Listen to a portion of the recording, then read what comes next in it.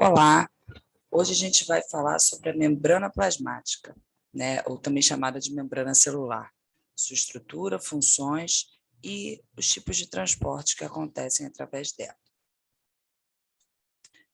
Bom, para a gente dar uma relembrada da estrutura celular, né, então toda célula, né, ela é formada por uma membrana que delimita, né, a célula, o citoplasma e um material genético que pode estar ou não no interior do núcleo, né? E aí, dessa forma, a gente tem três tipos celulares principais, né?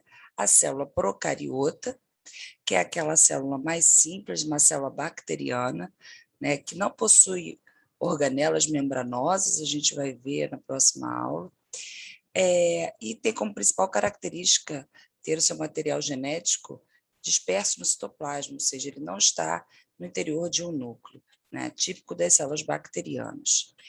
E nós temos as células eucariotas, pertencentes aos demais seres vivos, né? E aí eu coloquei aqui como exemplo a célula eucariota animal e a célula eucariota vegetal, né, que logo de cara a gente observa como principal diferença, né, as células vegetais possuem, né, uma parede celular, né, por fora da membrana plasmática, uma estrutura mais resistente. A gente vai ver isso mais lá na frente.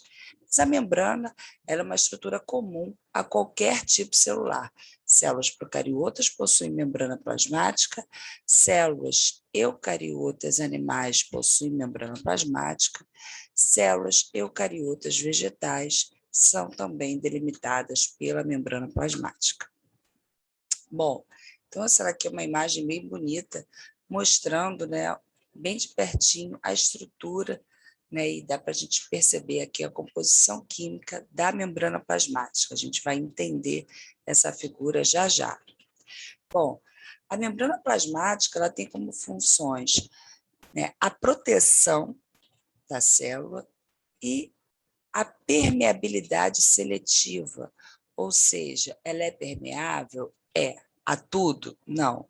Ela vai selecionar, né, as substâncias que entram e saem da célula.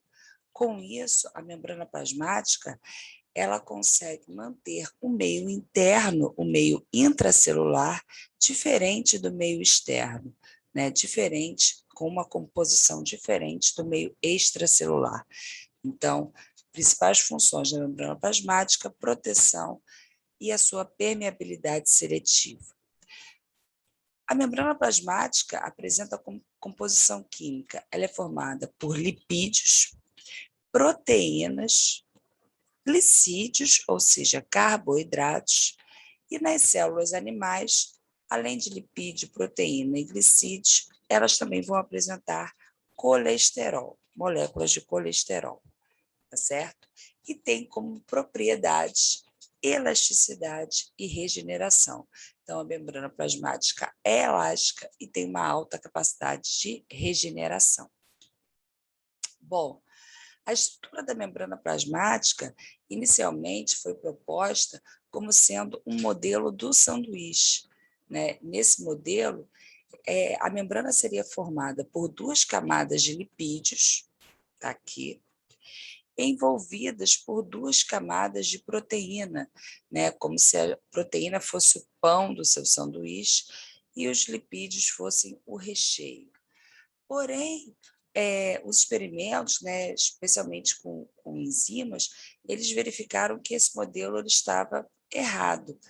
E aí, o modelo aceito, né, é o modelo do mosaico fluido, proposto por Singer e Nicholson, em 72, e nesse modelo, a membrana plasmática seria formada por duas camadas de lipídios com proteínas mergulhadas entre esses lipídios, tá certo? Diferente do modelo de sanduíche proposto anteriormente. Então, esse aqui da direita, o modelo do mosaico fluido é o modelo aceito, né, para a membrana plasmática, para a sua organização. Então, essa visão aqui da membrana plasmática, tá? lipídios e proteínas em azul imersas nele. Então, ela delimita, né, o conteúdo celular. Então, aqui embaixo seria o interior da célula e aqui o espaço extracelular. Então, nessa imagem, a gente observa, né, a bicamada lipídica, e aí eu já adianto o tipo de lipídio envolvido na formação da membrana plasmática, que é um fosfolipídio, né? Então, uma bicamada fosfolipídica. Eu vejo proteínas, que estão em azul, né, mergulhadas entre os lipídios, e eu também observo moléculas de glicídios, de açúcares, de carboidratos. E eu já posso afirmar que nesse exemplo aqui é uma célula, é uma membrana plasmática de uma célula animal, porque eu tenho aqui inseridos moléculas de colesterol entre os meus lipídios. Bom, então a membrana plasmática ela é formada por uma bicamada de fosfolipídios, tá? E ela tem como espessura de 7,5 a 10 nanômetros, então ela só é visualizada ao microscópio eletrônico. Então ela é formada por 2 folhetos principais, um interno e o externo, tá? E nesse folheto externo a gente encontra, além de fosfolipídios e proteínas, a gente também encontra glicoproteínas, glicolipídios. A gente vai ver isso, né? Aqueles glicídios que estão aqui penduradinhos, aqueles açúcares, eles vão se associar a moléculas da própria membrana, sejam elas lipídios, formando os glicolipídios, ou proteínas, formando glicoproteínas. Tá ok? Então, aqui essa imagem embaixo, aqui à esquerda, é uma imagem de microscópio eletrônico, onde aqui a seta delimita a membrana plasmática, mostrando a sua bicamada lipoproteica. Bom, falando especificamente dos componentes da membrana plasmática, a gente começa a falar sobre os fosfolipídios, né, que compõem a bicamada. Os fosfolipídios são moléculas lipídicas anfipáticas, ou seja, ela tem uma porção hidrofílica, formada pelo grupamento fosfato e pelo glicerol, ou seja, uma porção que tem afinidade pela água, e ela é formada por uma porção hidrofóbica, ou seja, que repele a água, né, formada por cadeias de ácidos graxos. E essa cadeia pode ser de ácido graxo saturado ou ácidos graxos insaturados. Importante perceber que toda vez que o ácido graxo for insaturado, o fosfolipídio, né, a cadeia de ácido graxo, ela vai sofrer essa dobrinha, né, formando como se fosse uma perninha dobrada aqui desse fosfolipídio. Então, se a bicamada é formada de fosfolipídios, não é à toa, porque ele é uma molécula anfipática, parte é hidrofílica, parte é hidrofóbica. E a gente tem que lembrar, né, que a célula apresenta como seu principal componente água, né? Então, ora, se a célula apresenta como seu principal componente água, a parte da membrana que entra em contato com a célula, né, ela tem que ser uma parte hidrofílica, com afinidade pela água. Então, é dessa forma que os fosfolipídios se organizam. Eles ficam mostrando com as cadeias de ácidos graxos, uma de frente para a outra. Então, as cabeças polares, né, as cabeças hidrofílicas formadas de fosfato e glicerol, elas ficam expostas tanto na parte extracelular quanto na parte intracelular, porque tanto fora da célula quanto dentro dela eu tenho água, né? E, perdão, as caudas de ácidos graxos ficam para a parte interna da membrana. Então, é dessa forma que os fosfolipídios se organizam. Essa membrana plasmática ela é chamada de um modelo do mosaico fluido porque esses lipídios eles não são estáticos, né? Esses fosfolipídios eles têm a capacidade de se deslocar, né, lateralmente entre eles. E essa fluidez, né, dos lipídios e também das proteínas é fundamental para as membranas, e por isso caracterizado o modelo do mosaico fluido, porque ela não é estática, ela é fluida.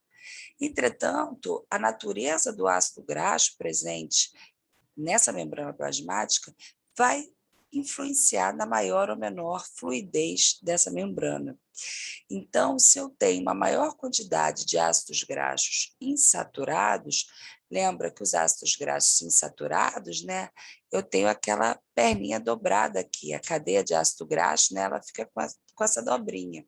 Então, se eu tenho uma maior quantidade de ácidos graxos insaturados, tá, essas caudas impedem que os fosfolipídios se agreguem, né, fiquem unidos. Dessa forma, a membrana ela fica mais fluida e menos viscosa. Agora, se eu tenho, né, um acúmulo de ácidos graxos saturados, eles não têm essa quebra, essa perninha dobrada, essa cadeia dobrada. Então, essas moléculas de ácidos graxos saturados, elas se agregam facilmente, tornando a membrana mais viscosa e menos fluida, tá ok? E destaque aqui que a presença de moléculas de colesterol entre os fosfolipídios diminui a fluidez da membrana, tá? Deixa ela mais viscosa em temperatura ambiente. Entretanto, em baixas temperaturas, é a presença dessas moléculas de colesterol que impedem a solidificação da membrana plasmática. Então, mostrando aí a diferença e a importância, né, dos dois tipos de ácidos graxos e do colesterol na membrana plasmática. Em relação ao segundo componente da membrana, a gente estava falando sobre os fosfolipídios, agora as proteínas. Então, mais uma vez aqui o modelo, né, da bicamada, ó, grupamento fosfato, as bolinhas, a cabeça de fosfato hidrofílica, voltada para o meio externo e para o meio interno, e as caudas de ácidos graxos voltadas para dentro da membrana. E aqui eu tenho as proteínas imersas. Então, a gente percebe que eu tenho proteínas periféricas, que ficam na periferia da membrana, também chamadas de proteínas extrínsecas, e eu tenho proteínas integrais ou intrínsecas, tá? Que estão entre as moléculas de fosfolipídios. Dentre essas proteínas integrais, né, aqui eu tenho aqui uma proteína integral, aqui eu já especifiquei que tipo de proteína integral que eu tenho. É uma proteína de canal, né? Ela deixa um canal aqui para transportar substâncias para dentro e para fora da célula. E essa aqui é um outro exemplo de proteína integral, que ela presente integralmente na membrana plasmática, é a proteína alfa-hélice. Repara que essa proteína que é alfa-hélice, ela atravessa a membrana, as duas camadas de fosfolipídios. Então, essa proteína aqui, ela pode ser chamada também de uma proteína transmembrana, porque ela atravessa completamente a membrana plasmática. Então, das proteínas que compõem a membrana, eu tenho as proteínas periféricas ou extrínsecas e as proteínas integrais ou intrínsecas. E se ela atravessa a membrana plasmática, essas proteínas intrínsecas também são chamadas de proteínas transmembrana. Essas proteínas que estão presentes na membrana, elas podem apresentar diferentes funções e elas são importantíssimas para a célula. Então, por exemplo, aqui, ó, letra A, ela pode ter uma função de adesão. Como assim adesão? Adesão do citoesqueleto, que é um esqueleto de proteínas presentes no citoplasma, à matriz extracelular. Então, a célula não fica boiando solta na matriz, ela tem um lugar específico para ela ficar. Então, essa proteína aqui é a membrana plasmática, essa proteína aqui tem a função de adesão, porque ela permite a adesão das fibras do citoesqueleto à matriz extracelular, beleza? As proteínas podem ter um papel de sinalização celular, Ou seja, essa proteína aqui atua como um receptor, tá, de moléculas sinalizadoras, como os hormônios, por exemplo, importantíssimos. Tá? A proteína ela pode ter função enzimática, ou seja, a proteína que está lá na membrana plasmática, ela pode deixar o seu sítio ativo exposto, tá? Para ela realizar a catálise enzimática de diferentes moléculas. Essa proteína ela pode ter função de transporte, tá? Aqui como exemplo está mostrando uma proteína canal, que ela deixa um canal dentro dela para realizar o transporte de moléculas para dentro e para fora da célula. Ela pode ter uma função participar da junção intercelular, ou seja, proteínas que permitem, né, a adesão, a união, a aproximação ali entre duas células, tá? E, por último, ela tem papel fundamental no reconhecimento célula a célula. Então, são através das proteínas de membrana que uma célula reconhece uma outra célula, ok? Bom, falamos dos fosfolipídios, falamos das proteínas, agora dos glicídios.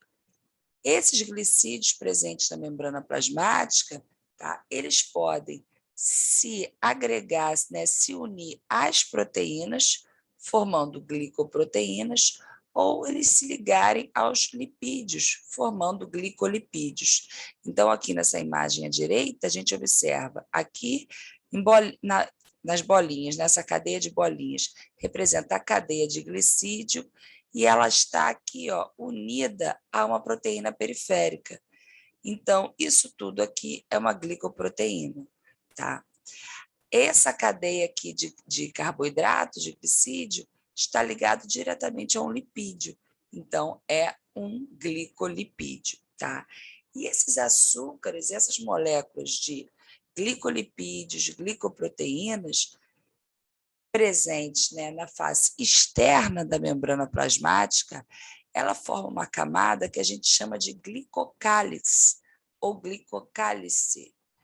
E o glicocálice tem papel fundamental no reconhecimento celular, tá? Então, é a partir, né, dos fosfolipídios, dos glicolipídios, das glicoproteínas presentes no glicocálice que as células vão reconhecer uma outra e também interagir por conta desse reconhecimento, tá ok? Então, aqui a importância do glicocálice, essa camada, né, de carboidratos associadas aos lipídios e associadas às proteínas, para o reconhecimento célula a célula. Então, aqui, a gente já falou sobre todos os componentes, funções, propriedades da membrana. Então, mais uma vez, uma visão geral da membrana plasmática, tá? Mostrando aqui a bicamada de fosfolipídios, os diferentes tipos de membrana, periféricas, né, ou integrais, e aqui a presença dos carboidratos associados às proteínas, formando glicoproteína, ou carboidrato associado ao lipídio, formando glicolipídio. E essa camada aqui, externa à membrana plasmática, formada pelas glicoproteínas e os glicolipídios, constituem o chamado glicocálice, que tem papel fundamental no reconhecimento entre as células. Bom, a membrana plasmática ela vai controlar tudo que entra e sai da célula, né? Para a célula se manter viva, ela vai precisar realizar, né, troca de substâncias com o meio extracelular. Mas, sendo essa membrana plasmática formada por uma bicamada de fosfolipídios, ela constitui uma barreira hidrofóbica, porque os lipídios são hidrofóbicos, tá? Então, gases vão conseguir atravessar livremente a membrana plasmática. Moléculas hidrofóbicas, como o benzeno, por exemplo, atravessam facilmente a membrana plasmática. Moléculas polares, ou seja, hidrofílicas pequenas, também conseguem atravessar a membrana plasmática. Entretanto, moléculas polares grandes, aminoácidos e moléculas carregadas não passam, não atravessam livremente a membrana plasmática. A membrana é uma barreira para essas moléculas.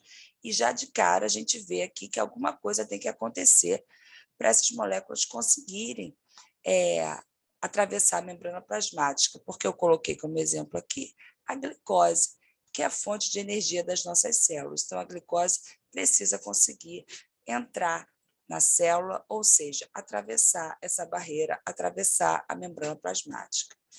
Então, a membrana apresenta uma permeabilidade seletiva e essa permeabilidade depende do tamanho e da solubilidade da molécula. Se a molécula for grande, ela não passa. Se ela for insolúvel, hidrofóbica, ela atravessa. Se ela for hidrofílica, ela só atravessa se ela for uma molécula pequena, ok? Então, mostrando aí uma forma bem clara de que forma a membrana plasmática ela seleciona o que entra e sai da célula. Bom, nesse último slide, a gente viu que a célula precisa fazer trocas com o meio. Então, diferentes tipos de transportes acontecem através dessa membrana. Então, com isso, a gente distingue 3 tipos principais de transporte. Transporte de pequenas moléculas, são transportes passivos e ativos, e transporte de moléculas grandes, que são as chamadas endocitoses. Tá? Dentre os transportes passivos, a gente vai ver a difusão simples, a difusão facilitada e a osmose. Transporte ativo, a gente vai ver a bomba de sódio e potássio e a bomba de prótons. E, como endocitoses, a gente vai falar sobre a fagocitose, a pinocitose e a endocitose mediada por receptor. Bom, para a gente começar a falar do transporte intermembrana, a gente tem que lembrar alguns conceitos, né? Por exemplo, o que é uma solução, o que é um soluto, o que é um solvente. Então, o soluto é a substância que vai ser dissolvida. Solvente é a substância que dissolve o soluto. E uma solução é a mistura de soluto e solvente. Então, aqui na imagem, né, se eu colocar açúcar na água, a água é meu solvente, o açúcar é meu soluto. Eu misturando, eu tenho uma solução. Então, é importante a gente relembrar isso. Outros conceitos importantes para a gente relembrar quando nós falamos de transporte intermembranas. Uma solução hipotônica, prefixo hipo de pouco, é uma solução pouco concentrada, ou posso falar que ela é mais diluída, tá? Ela tem pouco soluto. Se eu digo que a solução é hipertônica, ela é muito concentrada, ela tem muito soluto. E se eu digo que as soluções são isotônicas, elas têm tonicidade igual, semelhante, elas são soluções iguais, tá certo? Então, esses termos a gente sempre caracteriza uma solução, uma célula, em comparação em relação à outra. Então, uma solução hipotônica é a menos concentrada, hipertônica é a mais concentrada, e soluções isotônicas possuem concentrações iguais. Bom, inicialmente vamos falar do transporte passivo. De maneira geral, o transporte passivo consiste no transporte de moléculas do meio onde essas moléculas estão mais concentradas para o meio onde elas estão menos concentradas. Então, se ela vai da onde está mais concentrada para onde está menos concentrado, esse transporte ele é a favor do gradiente de concentração. Ele quer equilibrar as concentrações entre os dois meios. E, com isso, é um transporte que ocorre sem gasto de energia, é um transporte que ocorre naturalmente. Então, aqui, né, nessas 3 imagens de cima, eu tenho aqui as moléculas em vermelho, eu tenho uma membrana permeável, essas moléculas atravessam a membrana atravessam a membrana até que a quantidade de moléculas nos dois meios se equivalem, elas se equilibram até eu ter duas soluções isotônicas. Se eu tenho transporte de duas moléculas diferentes, vai acontecer a mesma coisa. Então, eu tenho maior concentração de moléculas azuis à esquerda e maior concentração de moléculas vermelhas à direita. Ora, por transporte passivo, as moléculas azuis vão passar para a direita e um pouco de moléculas vermelhas da direita vão passar para a esquerda, até que elas atinjam o equilíbrio, ou seja, essas duas soluções se tornem isotônicas. Então, o transporte passivo vai sempre da onde tem mais para onde tem menos moléculas que você quer transportar, ou seja, ele é a favor do gradiente de concentração e, com isso, não ocorre gasto de energia pela célula, tá ok?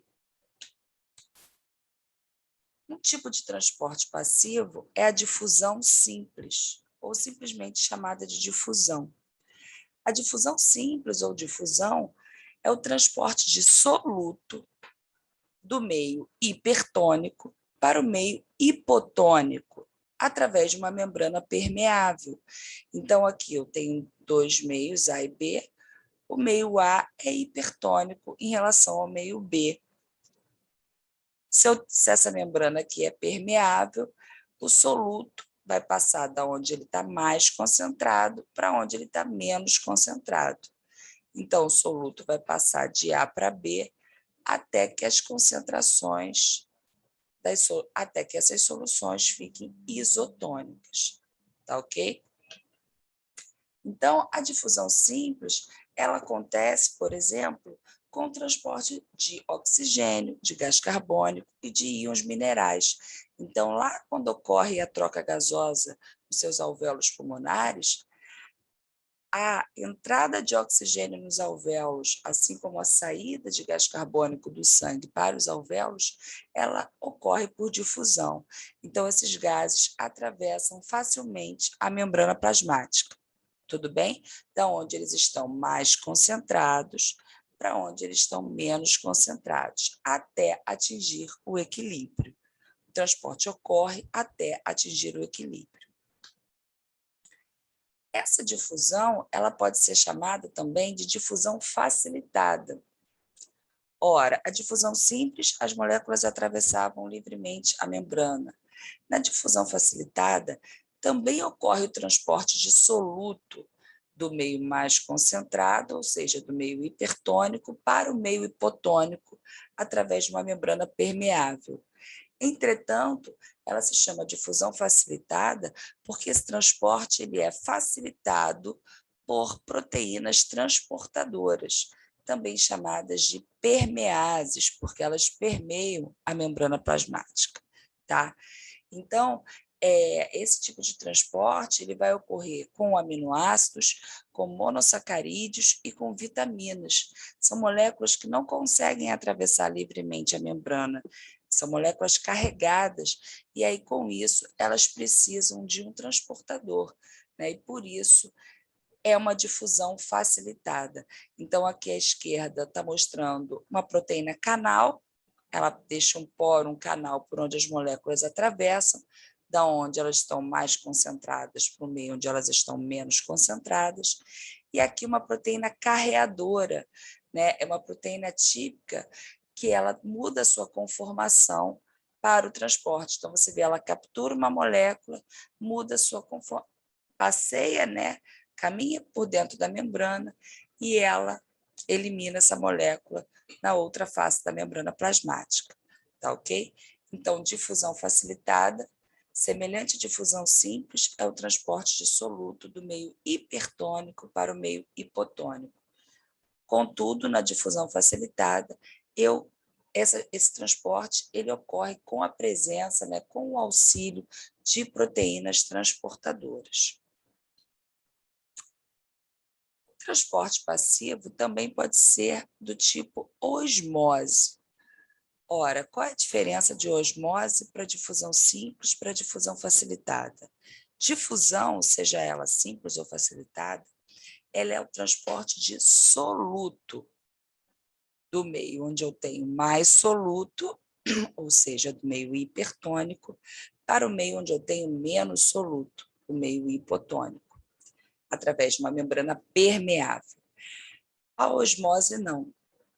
Ela é o transporte de solvente do meio onde eu tenho mais solvente, ou seja, o meio hipotônico, o meio mais diluído, para o meio hipertônico, através de uma membrana semipermeável, ou seja, uma membrana que só deixa passar o líquido, não deixa passar o soluto, só passa o solvente, não passa o soluto.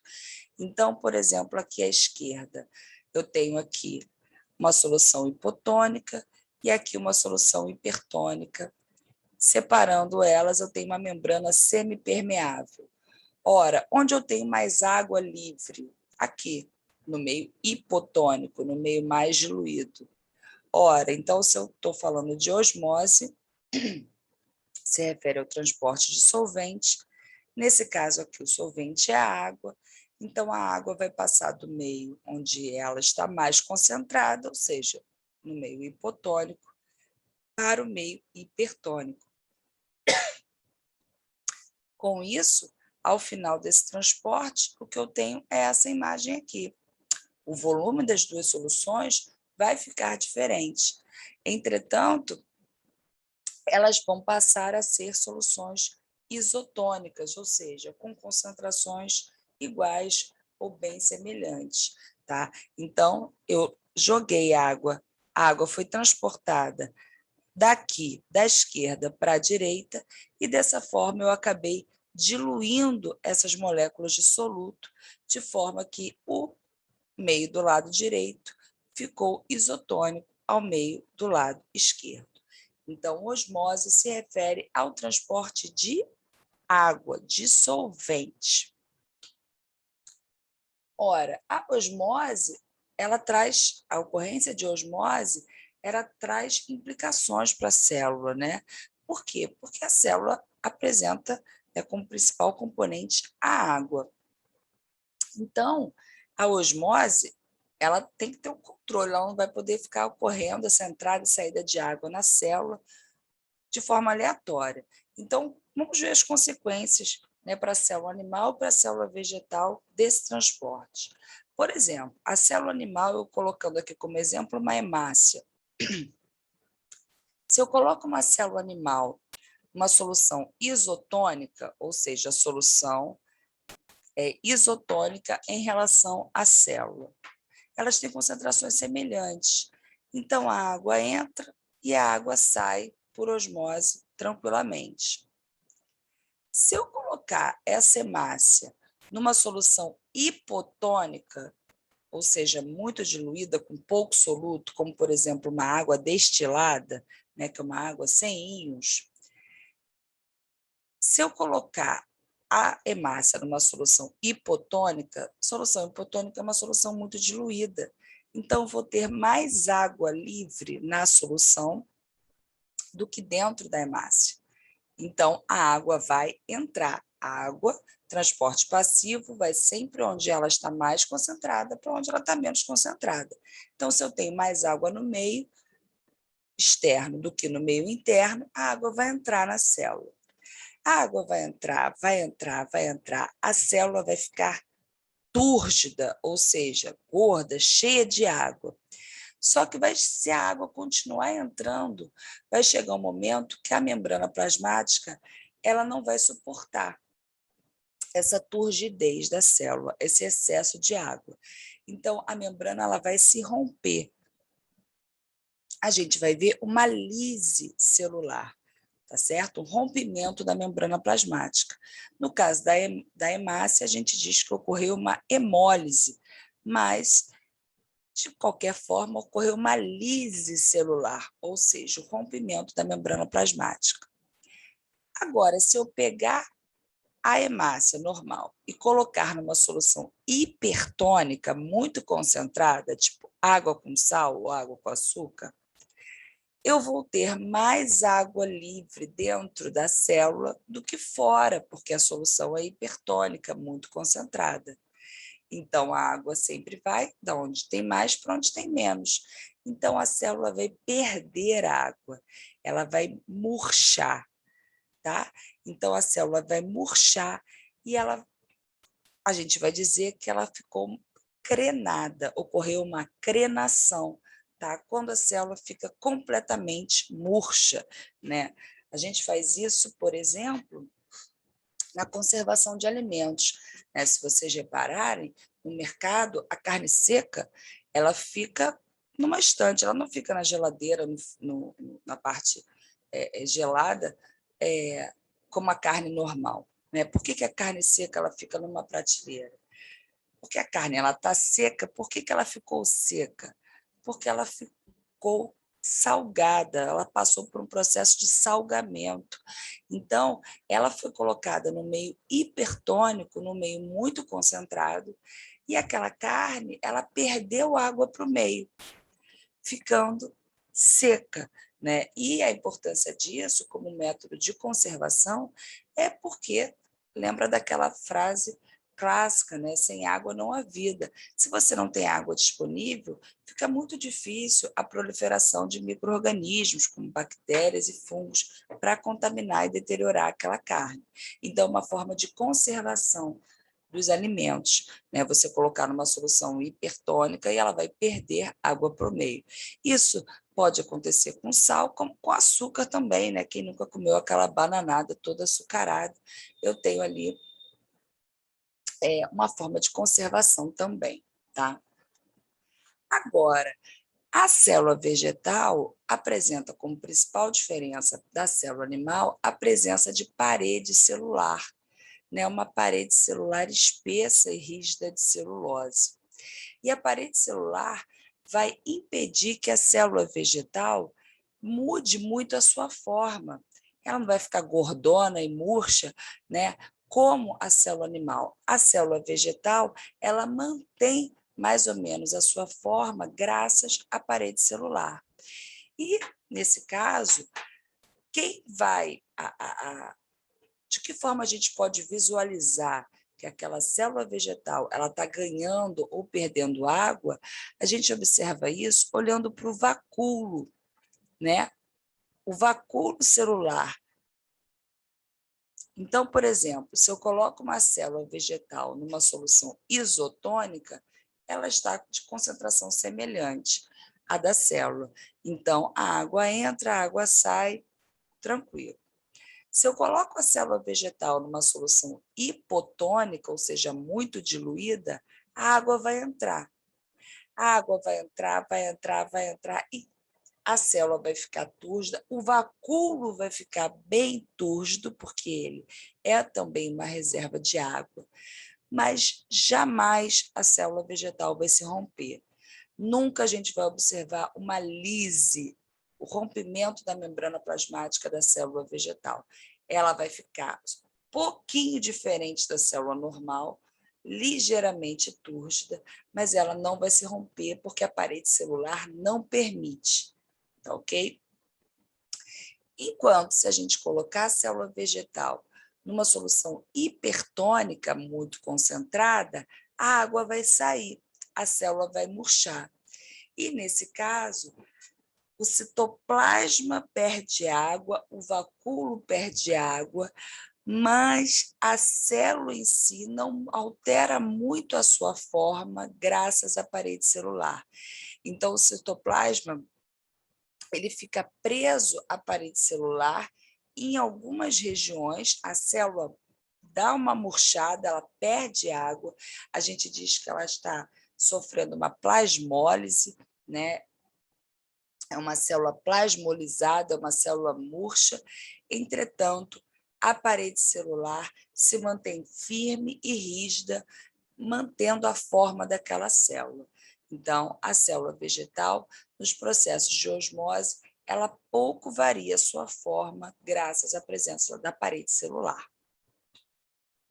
Então, aqui um gifzinho, né, mostrando uma hemácia numa solução hipotônica, onde ela ganha água, numa solução isotônica, que ela fica lá de boas, ganhando e perdendo água, e quando ela está imersa numa solução hipertônica, que ela vai perder água para o meio e ficar grenada. Uma exceção em relação à lise, né, o rompimento da membrana plasmática nas células eucariotas animais, a gente observa em protozoários de água doce. Então, protozoários são organismos eucarióticos unicelulares. Eles possuem uma organela chamada vacúolo contrátil ou vacúolo pulsátil. Essas organelas eliminam o excesso de água que entra na célula, impedindo que essa célula sofra uma lise, ou seja, impedindo que a membrana se rompa e esse protozoário morra. Então, como exemplo, a gente tem aqui um paramécio, né? Aqui essa espécie Paramecium caudatum, que é uma espécie de água doce. Ora, a água doce é o meio hipotônico em relação à célula. Então, o tempo inteiro, esse protozoário está ganhando água, ganhando água, ganhando água. Ele vive nesse meio. Só que a sua célula não fica túrgida a ponto da célula sofrer uma lise. Por quê?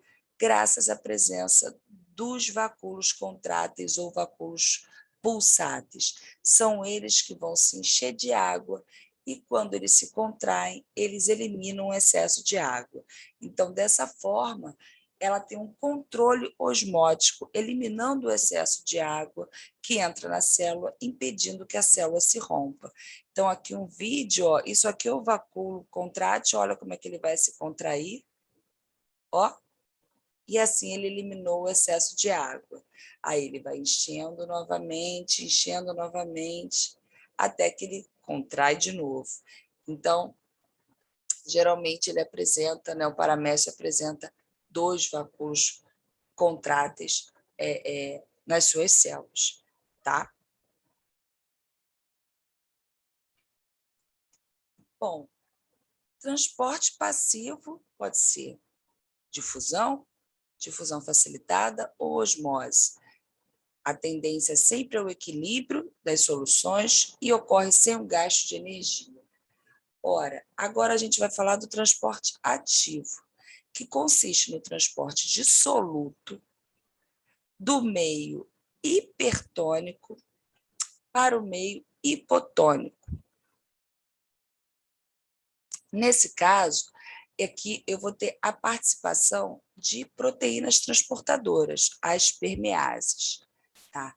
Esse transporte é contra o gradiente de concentração. Então, aqui, ó, acabei de reparar que tem um erro. É do meio hipotônico para o meio hipertônico. É contra o gradiente. Ou seja, tem mais de um lado e menos de outro, a célula continua, a membrana continua jogando mais soluto para onde ele está mais concentrado. É contra o gradiente de concentração. E, com isso, ocorre o gasto de energia pela célula, tá ok? Então, aqui, ó, é transporte de soluto do meio menos concentrado, hipotônico, para o meio mais concentrado, hipertônico. Esse tipo de transporte ocorre com gasto de energia pela célula, com gasto de ATP. Tá? A molécula de ATP é uma molécula que armazena energia para a célula. Tá? Ela é formada por uma adenina, né? Uma base nitrogenada, um açúcar, que no caso é uma ribose, e 3 grupamentos fosfato. Adenina mais ribose, a gente chama de adenosina. Então, a gente tem a adenosina trifosfato, por isso que ela se chama ATP. Essa molécula de ATP, né, uma molécula energética, a energia está presente aqui nas ligações dos grupamentos fosfato. Então, se eu tenho a molécula de ATP completa, adenina, ribose e os 3 grupamentos fosfato, adenina trifosfato, ela está cheia de energia. Se eu preciso usar essa energia, eu vou hidrolisar essa molécula de ATP. Eu vou romper essa ligação aqui. E ela, que tinha 3 fosfatos, ela vai passar a ter 2 fosfatos. Então, ela que era ATP, quando eu rompo essa ligação, eu libero energia, mas agora eu perdi esse grupamento fosfato. Então, a minha molécula só tem 2 fosfatos, então agora ela se chama ADP, adenosina difosfato. Eu ainda tenho energia aqui? Tenho. Eu posso hidrolisar o ADP, romper essa ligação, liberei energia para a minha atividade celular, e aí agora minha molécula vai se chamar adenosina monofosfato, AMP, porque ela só tem um fosfato. O AMP ainda tem uma energia? Tem, mas é pouca. Então, geralmente, a célula, né, ela não vai hidrolisando ATP até AMP, ela fica variando entre ATP e ADP, rico em energia e mais pobre em energia, tá certo? Bom, transporte ativo. O principal tipo de transporte ativo que vocês verão é a bomba de sódio e potássio. Que isso? Bomba de sódio e potássio é o nome que se dá quando os íons sódio e potássio eles têm que atravessar a membrana contra um gradiente de concentração. Como assim? Em condições normais, na grande maioria das células dos organismos superiores, eu tenho maior concentração de sódio fora da célula do que dentro da célula. Em compensação, ocorre o inverso com o potássio. Eu tenho uma maior concentração de potássio dentro da célula do que fora dela. Então, por difusão, que é um transporte passivo, o sódio ele sempre tende a entrar, porque tem mais sódio do lado de fora do que dentro, e o potássio tende a sair, porque tem mais potássio dentro da célula do que fora. Só que existem proteínas transmembrana que atuam, né, que a gente chama uma bomba de sódio e potássio. Mesmo eu tendo mais sódio do lado de fora e mais potássio do lado de dentro, essa proteína transmembrana, ela atua sempre jogando mais sódio para fora. Já tem sódio para caramba no meio extracelular, mas ela coloca mais sódio para fora e mais potássio para dentro. Ou seja, ela atua contra o gradiente de concentração. Tem mais sódio do lado de fora, ela joga mais ainda. Tem mais potássio do lado de dentro, ela joga mais ainda, mais potássio para dentro da célula. Mas, para fazer isso, ela está indo contra o gradiente de concentração, a célula gasta, hidrolisa um ATP, formando um ADP. Então, aqui de forma resumida, né? Primeiramente, aqui eu tenho a proteína transmembrana, tá? Eu tenho a ligação de 3 moléculas, né? De 3 íons sódio, 3 moléculas não, 3 íons sódio na proteína transportadora. E quando ocorre essa ligação dos íons sódio, eu hidroliso uma molécula de ATP, ou seja, eu liberei grupamento fosfato e agora eu formei um ADP. Ora, quando isso ocorre, eu liberei energia, essa proteína, ela muda de conformação e ela vai e joga o sódio para fora da célula.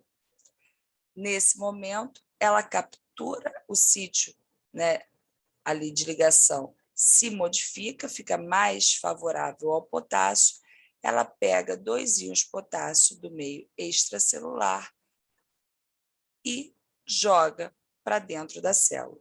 Então, é sempre 3 sódios para 2 potássios. Ela sempre joga 3 íons sódios do lado de fora e coloca 2 íons potássio para o lado de dentro. E o ciclo recomeça. Então, dessa forma, a bomba de sódio e potássio ela consegue manter as concentrações né, externa, do meio externo e do meio interno, diferentes, são concentrações específicas. Ela está sempre jogando sódio do lado de fora e potássio para o lado de dentro, com gasto de energia, tá ok?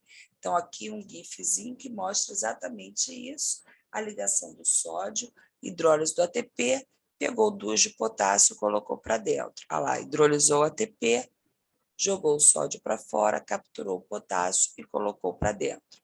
Tá? A bomba de sódio e potássio ela é fundamental, por exemplo, para a transmissão do impulso nervoso, né, para a contração muscular. Então, a gente depende de energia do ATP, da bomba de sódio e potássio, o tempo todo. Um outro tipo de transporte ativo que a gente vai ver, né, na respiração celular e quando nós falamos de fotossíntese é a bomba de prótons. Bomba de prótons, né, são bombas eletrogênicas que armazenam energia produzindo voltagem. Como assim voltagem? Elas conseguem manter, né, cargas diferentes no meio extracelular e no meio intracelular, usando ATP como fonte de energia, né, com gasto de energia. Então, a bomba de prótons, ela atua jogando, né, íons H+ para fora da célula, e aí, com isso, ela mantém a membrana externa, a face externa da membrana plasmática positiva e a face interna negativa. Então, essa diferença de potencial ela vai ser fundamental para uma série de atividades celulares, né, como, por exemplo, né, a transmissão do impulso ao longo do axônio, do impulso nervoso. Tá? Então, a bomba de prótons é um outro tipo de transporte ativo. Essas proteínas que realizam transporte ativo, né, elas podem transportar moléculas em diferentes sentidos. Se esse transportador, se a proteína transportadora, ela vai fazer o transporte do soluto num único sentido, a gente diz que ela é do tipo uniporte. Ela só vai transportar o soluto num único sentido, tá? Se essas proteínas elas podem carregar 2 tipos de solutos diferentes, a gente diz que ela está fazendo um cotransporte, está transportando 2 coisas ao mesmo tempo. Se esses 2 solutos estão sendo transportados na mesma direção, a gente diz que está ocorrendo um simporte. E se eles estão sendo transportados em direção opostas, como ocorre na bomba de sódio e potássio, a gente diz que está ocorrendo um antiporte, né? Elas estão, a proteína está transportando o soluto em direções opostas. Beleza? Bom, aqui, resumindo os transportes, difusão simples, atravessa a membrana, difusão facilitada, vai do meio mais concentrado para o meio menos concentrado, com auxílio de proteínas transportadoras, e aqui o transporte ativo, que vai do meio menos concentrado para o meio mais concentrado, tá? É o oposto, é contra o gradiente de concentração, coloca mais aonde já está mais concentrado, com gasto de energia, né? Só não está representado aqui nesse esquema a osmose, que se refere exclusivamente ao transporte de solvente. Bom, pequenas moléculas, elas são transportadas dentro e fora para dentro e para fora da célula por esses mecanismos de transporte que eu acabei de falar. Agora, macromoléculas e grandes partículas, que são transportadas em grandes quantidades, esse transporte ocorre através de vesículas, né, de formação de vesículas, do empacotamento desses solutos em vesículas. E esse processo ocorre com gasto de energia pela célula, e ele é chamado de endocitose, né? Endo, para dentro, citose se referindo à célula. Então, é a entrada de moléculas na célula, entrada em grande quantidade de moléculas grandes. Tá? Essa endocitose pode ocorrer por fagocitose, também chamada de alimentação celular, entre aspas, pinocitose, né, o beber da célula, partículas líquidas, ou uma endocitose mediada por receptor. Bom, a fagocitose, né, fago vem de fagia, vem de comer, de se alimentar, é o processo no qual a célula engloba uma partícula a partir da emissão de pseudópodes, formando uma vesícula, né, que a gente chama de fagossomo.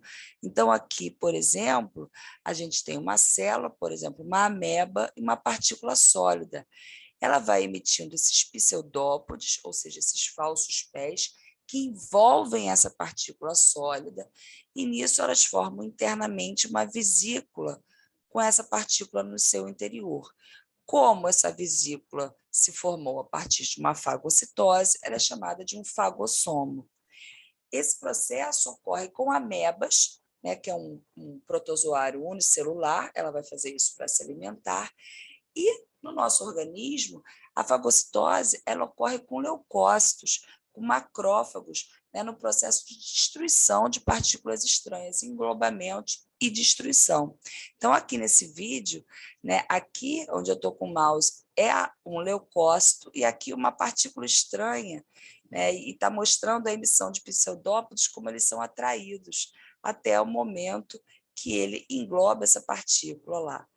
Ele é atraído, né? A gente chama isso de quimiotaxia, ele é atraído até que, finalmente, ele engloba essa partícula.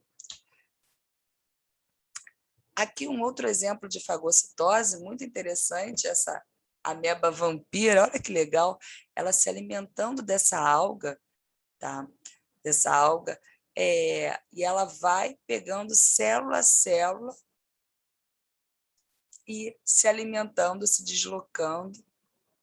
E, ó, mais uma vez, ela emite pseudópodos e se alimenta da alga, né? Então, a fagocitose ela é realizada em organismos unicelulares para alimentação, como os protozoários, e no nosso organismo ela é utilizada, ela é realizada principalmente na nossa defesa, né, por células do sistema imune.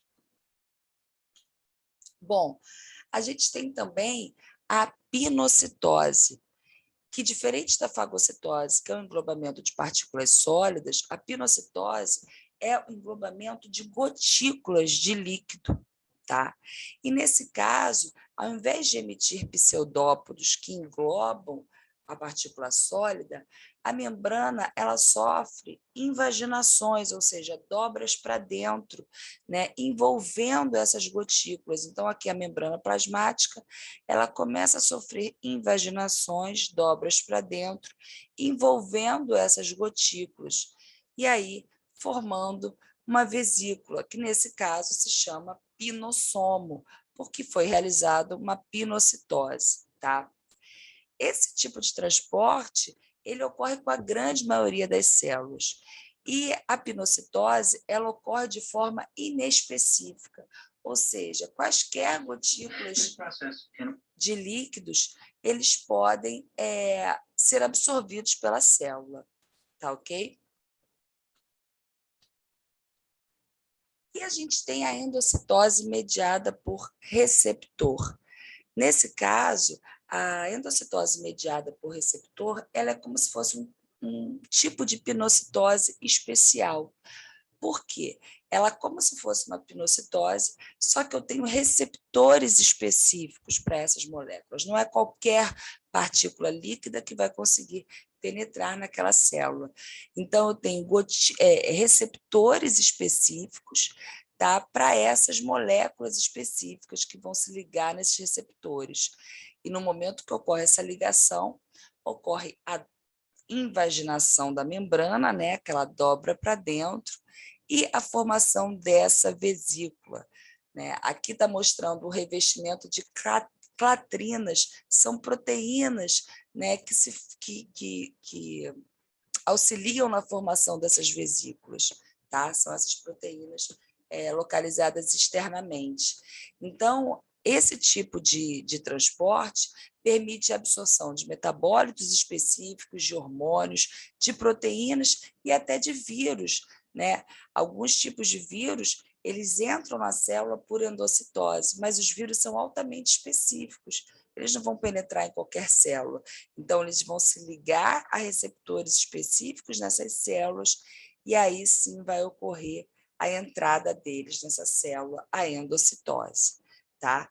Então, a gente pode ter 3 tipos principais de endocitoses, quando eu tenho entrada de moléculas grandes em grande quantidade na célula. A fagocitose, que se refere ao englobamento, né, de partículas sólidas.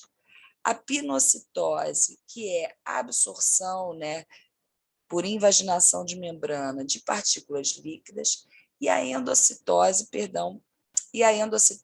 por receptor, mediada por receptor, que essas moléculas elas vão se ligar especificamente a receptores presentes na membrana, e só após essa ligação com o receptor, a membrana vai sofrer a invaginação e vai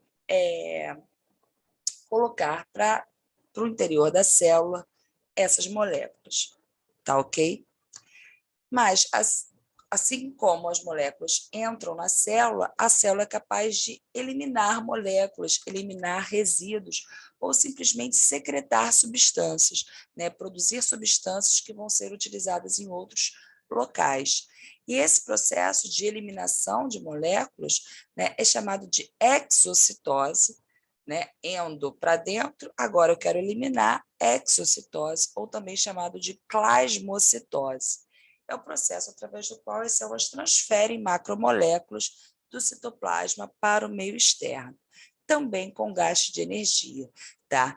Nesse caso, eu tenho aqui a vesícula formada, repara que a membrana da vesícula, né, ela se fusiona, se funde com a membrana plasmática, e dessa forma as partículas são eliminadas.